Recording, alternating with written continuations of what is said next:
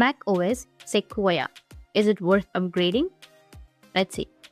So Apple just dropped macOS Sequoia 15.6 and everyone's wondering if it's worth updating or if they should wait for macOS Taho, which is coming in 2 months. macOS Sequoia 15.6 is basically a maintenance release. Apple's being straightforward about it. This update provides bug fixes and security updates, and that's it.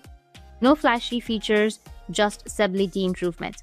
They fix some specific issues like Mac firmware update, bugs, and enhanced reliability for Apple configurator. The security patches are solid, which is the main reason to update. But here's the big problem. Sequoia has been destroying battery life since launch. MacBook Air users are reporting drops from over 5 hours to barely 3 hours after updating.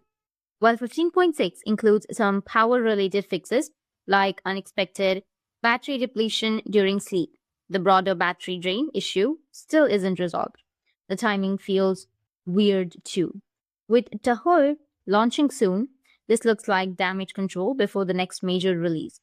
If you're already on Sequoia, update for the security fixes, but if you are still on Simona and everything works fine, you might want to skip straight to Taho instead of dealing with these battery headaches. Overall, Sequoia 15.6 is a decent bug fix update, but it won't solve the battery drain that's been plaguing users. That's it, and if you have any questions, feel free to comment below. Thanks for watching.